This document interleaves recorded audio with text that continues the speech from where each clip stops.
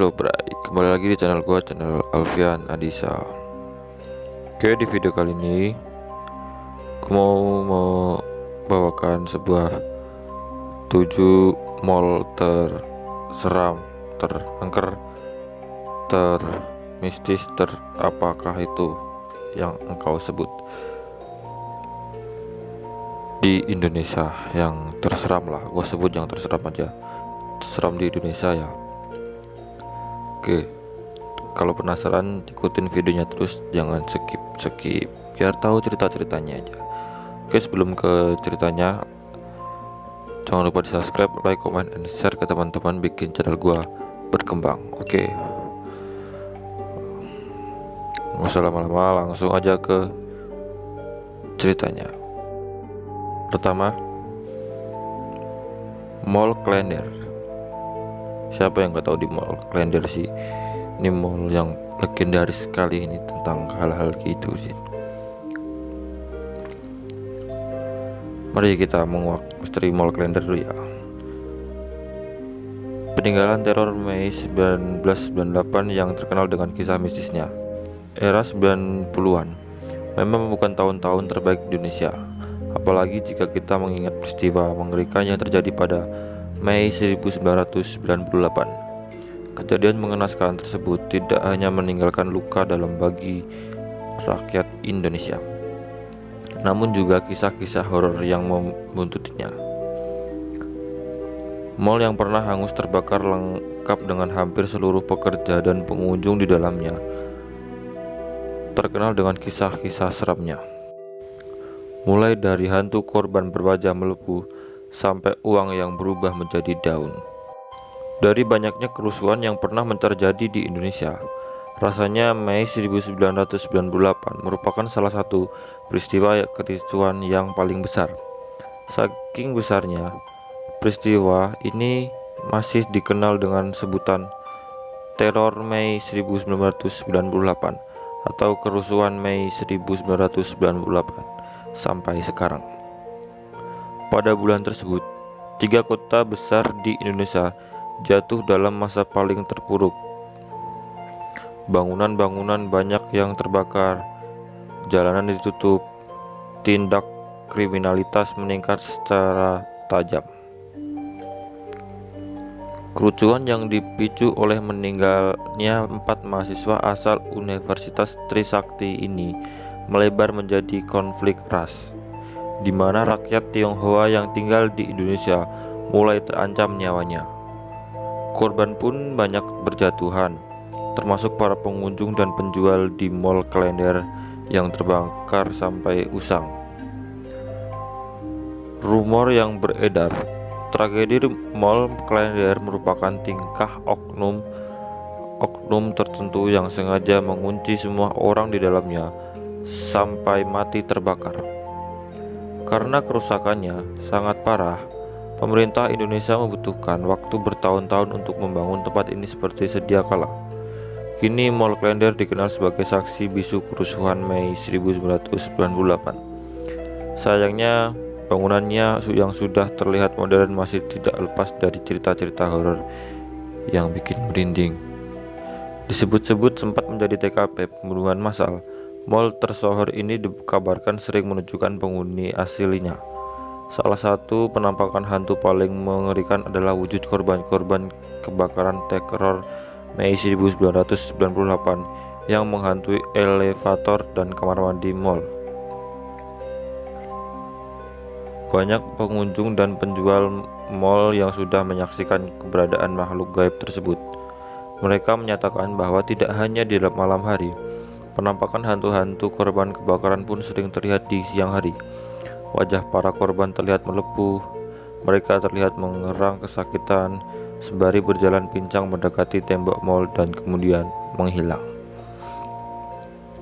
Kesaksian kembalinya para arwah korban teror Mei 1998 pun tidak cuma terjadi di dalam mall. Menurut kesaksian banyak keluarga yang kehilangan kerabatnya, mereka sering melihat anggota keluarga mereka yang meninggal pada tahun 1998 kembali ke rumah dengan wujud yang sudah hancur. Cerita aneh mall kalender lainnya adalah berubahnya uang menjadi daun. Ya, uang yang dipakai penjual atau pembeli saat sedang bertransaksi memang terlihat seperti uang pada awalnya. Namun mereka bersaksi bahwa setelah pulang atau dilihat kembali, uang-uang tersebut berubah menjadi daun. Kisah ini mengantarkan kita pada cerita si gadis berbaju putih yang gemar mendatangi toko-toko di dalam mall. Gadis tersebut selalu datang setelah maghrib menjelang. Ia tidak membawa apa-apa, hanya satu lembar uang untuk diperbelanjakan. Baju putihnya sedikit terlihat kusam, bahkan beberapa saksi menyatakan bahwa bagian bawah roknya sudah terobek sampai paha. Konon gadis pucat Tionghoa tersebut akan terlihat menghampiri salah satu toko untuk membeli apapun yang ada di hadapannya, menawarkan selembar uang lalu pergi. Uang tersebutlah yang berubah menjadi daun. Oke, kita masih di sekitar Jakarta ya guys, nggak usah jauh-jauh dulu.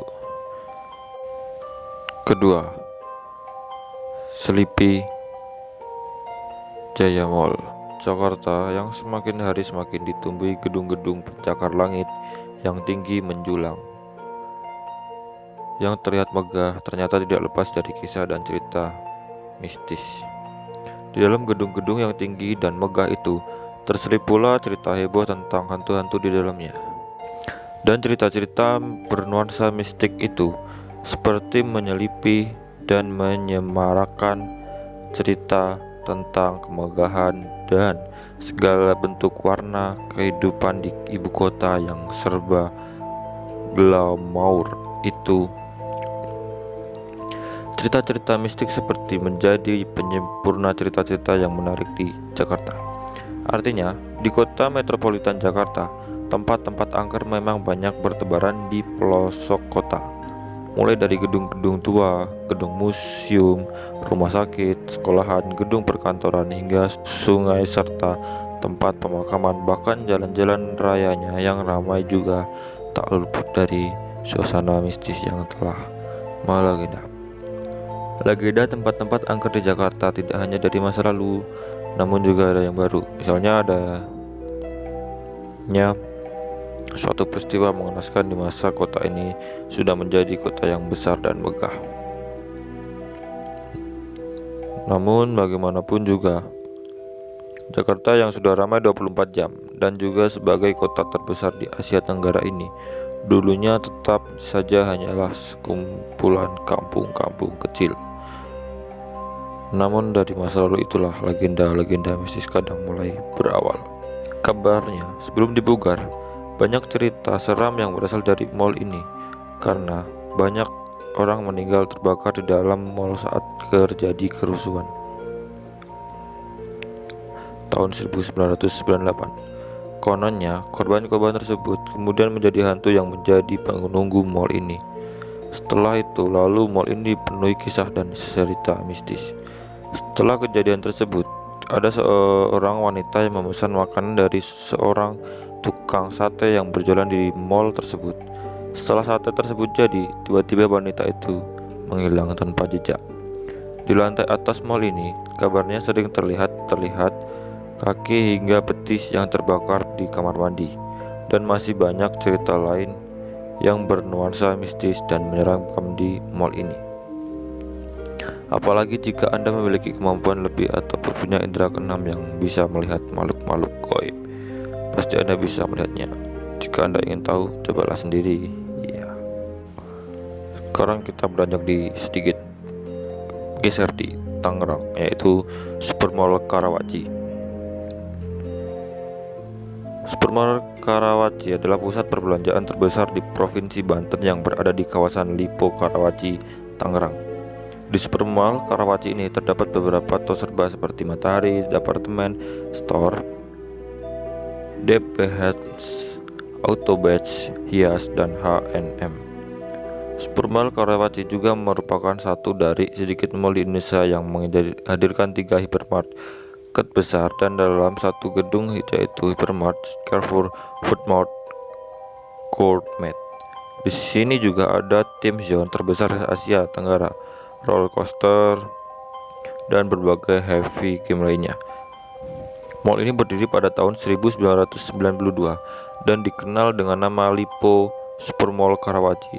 Luas awal mall ini hanya sebesar 32.000 meter persegi dengan Mega M and Galleria Dep Store, Walmart, dan JC Penney sebagai tenan atau penyewa utama.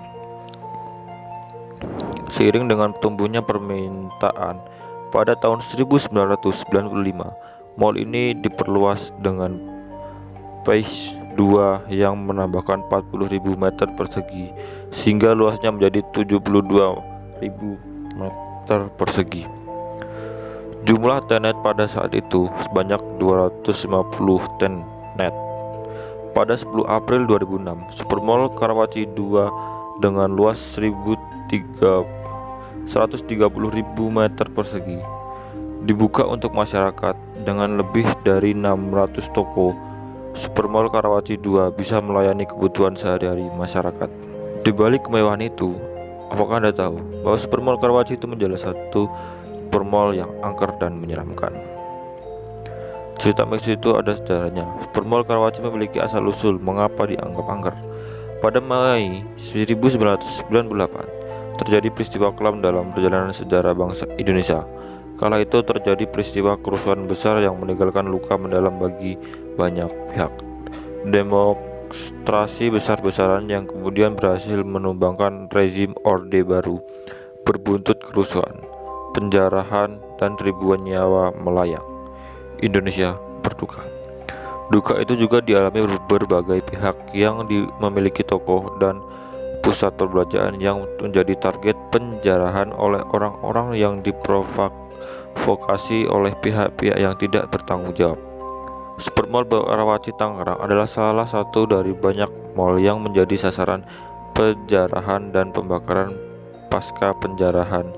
Ternyata di lokasi itu ditemukan banyak korban meninggal dalam kondisi mengenaskan. Sama halnya juga terjadi di Mall Klender, Jakarta Timur. Menurut para saksi peristiwa, para korban meninggal di Supermall Karawaci berasal dari penonton yang sedang berada dalam gedung bioskop. Amukan si jago merah yang terkorban akibat pecahnya kerusuhan tidak diketahui oleh pengunjung yang tengah asik menonton film karena ruangan kedap suara. Peristiwa kebakaran yang meluluhkantakan gedung bioskop beserta isinya itu kabarnya telah menjadi gedung bioskop Supermall Karawaci sebagai tempat angker dan menyeramkan. Tersebar kabar tentang berbagai fenomena mistis dalam bioskop. Peristiwa mistis terkait bioskop angker ini pernah dialami oleh salah satu pengunjung yang sedang mengantri film di sana. Diceritakan bahwa saat menunggu film diputar, sang narasumber mendengar suara tawa yang ramai dari salah satu ruang teater. Seakan teater itu tengah memutar film lucu dengan penonton yang memenuhi ruangan. Namun, betapa kagetnya narasumber itu ketika film tersebut selesai, ternyata hanya ada 4 orang penonton yang keluar dari dalam teater. Kehadiran 4 orang penonton pun itu telah dipastikan karena tidak ada jalan keluar lainnya. Karena khawatir dan takut terjadi sesuatu, sang narasumber memutuskan untuk tidak jadi menonton film di bioskop itu. Ia memilih membatalkan tiketnya karena khawatir dihantui para penghuni bioskop. Sebenarnya ceritanya masih banyak, tapi durasi bos. Ke 4 kalau nggak salah. Selanjutnya, pokoknya ini selanjutnya aja ya. Ambarukmo Plaza. Untuk warga Yogyakarta, tentunya gua, atau yang pernah melancong ke kota pendidikan ini pasti sudah tak asing dengan mall yang satu ini. Mall ini salah satu mall terbesar di Jogja yang selalu ramai dikunjungi banyak orang. Ambarukmo Plaza atau yang lebih dikenal dengan Amplas memiliki beberapa kisah misteri dalamnya. Sebelum dijadikan sebuah mall dengan gaya klasik ini, dulunya kawasan ini merupakan sebuah pesanggerahan. Konon pesanggerahan ini dulunya merupakan tempat tinggal Sultan Hamengkubuwono ke-7. Namun sampai saat ini, tempat yang dijadikan pesanggerahan masih berdiri di antara 2 bangunan megah, yaitu Ambarukmo Plaza dan Hotel Royal Ambarukmo. Pada tahun 1930-an, Setelah Hamengkubuwono ke-7 meninggal dunia, pesanggerahan itu memang sudah dibiarkan kosong tak terawat. Lalu pada tahun 60-an, dibangunlah Hotel Amplas yang letaknya berdekatan dengan pesanggerahan tersebut. Tidak banyak kisah misteri yang terdapat di Hotel Amplas. Hanya saja di dalam hotel terdapat satu kamar kosong bernama Kamar Biru yang khusus dinyediakan oleh Nyi Roro Kidul. Dan kamar ini pun masih ada sampai saat ini. Pada awal pembangunan Amplas tahun 2005, sekitar 15 pekerja meninggal dunia dengan berbagai macam kejadian. Bahkan beberapa di antaranya ada yang meninggal secara tidak wajar. Beberapa saksi juga mengatakan sering munculnya ular dengan ukuran yang sangat besar di sekitar pembangunan Amplas. Banyak juga yang mengatakan jika di bagian pintu barat Amplas merupakan kuburan kuda bencana keraton. Jadi jika para pengunjung mal masuk lewat pintu barat yang bisa tembus Carrefour, sama halnya para pengunjung telah melewati kawasan kuburan. Ada juga cerita seorang pengunjung yang diganggu saat asik menonton bioskop tengah malam di Amplas. Saat sedang nonton Midnight di X1 Amplas, keadaan di dalam studio tidak begitu ramai. Ada seorang penonton yang kursinya seperti ada yang menendang-nendang dari belakang. Namun ketika film selesai, orang tersebut kaget melihat tak ada orang di kursi belakang. Studio 4 memang dikenal sebagai studio yang memiliki banyak cerita mistis di dalamnya. Ada juga kisah seorang cleaning service Amplas yang sering melihat ada orang masuk ke dalam toilet, namun tidak kunjung keluar. Ketika diperiksa ternyata toilet kosong.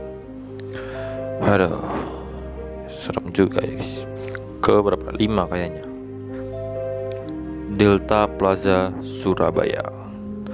Sebagian besar masyarakat sudah tahu bahwa Delta Plaza dulunya adalah sebuah rumah sakit. Bangunan ini dijadikan sebuah mal pada tahun 80-an. Rumah sakit tersebut dahulu bernama Rumah Sakit Simpang karena letaknya yang berada di persimpangan.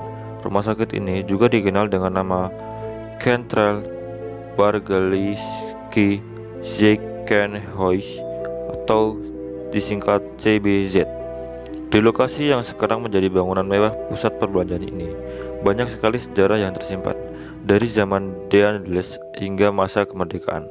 Dulunya, rumah sakit ini digunakan untuk menangani pasien dari korban pertempuran Surabaya. Para dokter dan suster bekerja tanpa mengenal lelah siang dan malam. Namun, ternyata masih belum cukup untuk merawat semua korban perang. Dahulu, saat masih menjadi sebuah rumah sakit, pernah ada seorang perawat yang tewas karena terjepit lift.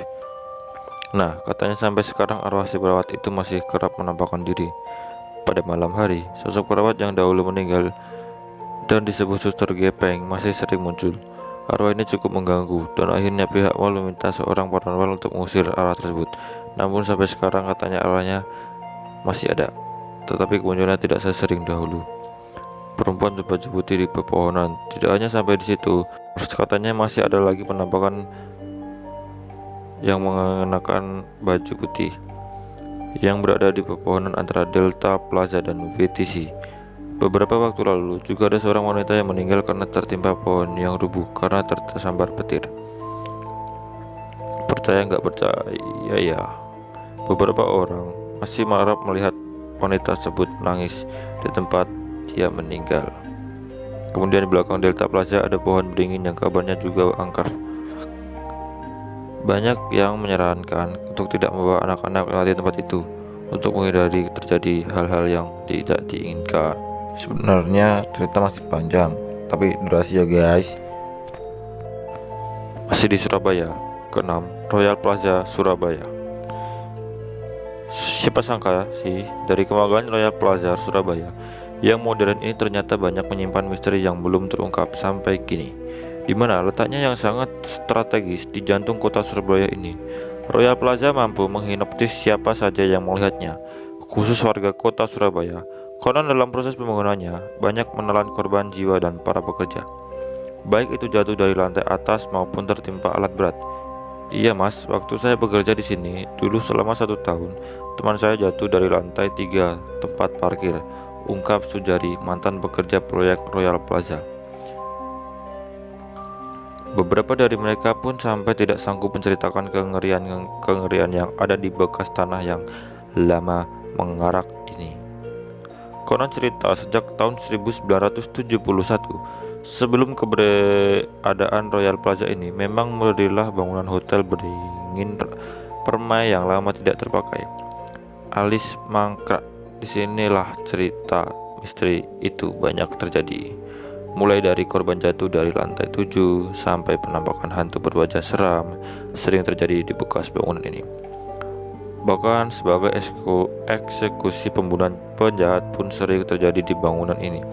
Maklum, nuansa gelap, menyeramkan dan semak belukar yang tumbuh tak beraturan pun menghiasi di lokasi hotel mangkrak ini. Nuansa inilah yang sering dilakukan seorang untuk melakukan laku mistis di lokasi ini. Pokoknya kabar berita tidak pernah sepi dari aura mistis yang ada di bekas hotel Royal Plaza ini. Oke, durasi guys, panjang masih ceritanya, tapi durasi lah. Terakhir kita langsung beranjak ke Huras, Medan, Sun Plaza. Terakhir, salah satu mall yang terkenal dan dipadati pengunjung adalah Sun Plaza. Sun Plaza memiliki 6 lantai dengan berbagai toko dari banyak brand ternama di Indonesia. Sun Plaza merupakan pusat perbelanjaan menengah ke atas di kawasan komersial strategis kota Medan. Namun, mall satu ini juga syarat dengan kisah misteri yang telah banyak diketahui publik. Pertama, peristiwa ambruknya material bangunan di proyek pengerjaan pembebakan lantai untuk eskalator yang menghubungkan lantai 4 dan lantai 5 dari proyek renovasi PT Puspagraha Utama atau PGU selaku pihak kontraktor di Mall Sun Plaza pada tahun 2015. Asisten Markom Manajer Elvira Christie melalui bidang operasional Sun Plaza, Melvin, menyatakan tidak ada korban jiwa maupun luka-luka dalam peristiwa tersebut. Walaupun pihak Sun Plaza menyangkal ada korban jiwa ataupun luka-luka dalam kejadian itu, ternyata ada kisah mistis yang tersimpan. Tak berhenti sampai situ, wartawan terus menelusuri kisah mistis yang terdapat di gedung Sun Plaza tersebut. Ternyata beberapa tahun silam ada seseorang wanita yang bunuh diri di pusat pembelanjaan ini. Beberapa minggu pasca kejadian itu, sering terdengar suara aneh ketika menjelang malam. Sementara itu, Pak Subur Sembiring, salah satu ahli paranormal ternama di kawasan Sembehahe, Kabupaten Deli Serdang, mengatakan bahwa kalau gedung tinggi apalagi bertingkat sampai 6 lantai, biasanya sebelum peletakan pondasi pertama, pihak kepala proyek sudah memberikan sesajen kepada penunggu lahan tersebut. Hal itu dilakukan agar pada saat pekerjaannya tidak terjadi hal-hal yang tidak diinginkan. Pemberian sesajen itu sendiri bisa dilakukan dengan memotong ayam putih, kambing, atau lembu. Darahnya dibuang ke dalam lubang pendirian besi pondasi pertama. Percaya tidak percaya, apabila hal itu tidak dilakukan maka bala akan terjadi terhadap gedung itu, ungkap kakek berusia 70 tahun. Lebih lanjut, ia mengatakan apabila di dalam suatu gedung telah terjadi peristiwa bunuh diri, maka arwah korban akan terus gentayangan. Seperti yang kita ketahui, dulu ada cewek bunuh diri. Seharusnya setelah korban itu jatuh dan tewas di tempat, pihak manajemen langsung memberikan sesajen agar arwah tidak gentayangan. Namun karena pemikiran masyarakat sekarang sudah modern, hanya sedikit yang percaya dengan hal begituan. Beberapa orang, baik pegawai maupun pengunjung, mengaku serasa diikuti oleh seseorang jika sedang sendirian di mal tersebut. Ketika ditengok, sosok yang dicari tak pernah terlihat batang hidungnya. Tak berhenti di situ. Pada tahun 2014, salah seorang karyawan mal tewas ditikam ketika sedang berada di kamar mandi. Berbagai tragedi yang merenggut nyawa ini menjadi latar belakang adanya hantu di tempat ini. Oh ya guys, gue bikin video ini jam 11. Jadi ya malam, ya agak was-was gitulah, ngeri-ngeri sedikit, ngeri-ngeri sedap. Oke. Thank you guys sudah menonton cerita ini. Kalau suka jangan lupa di like, comment, and subscribe. Kalau perlu di share. Oke ya guys, apalagi ke jangan lupa di follow Instagram gua Alfian_Adis29, dan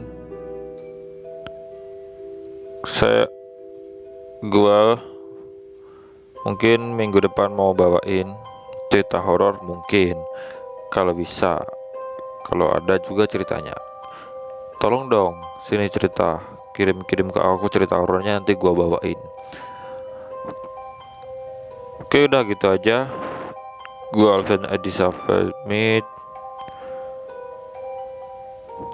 Salam Bray. Assalamualaikum warahmatullahi wabarakatuh.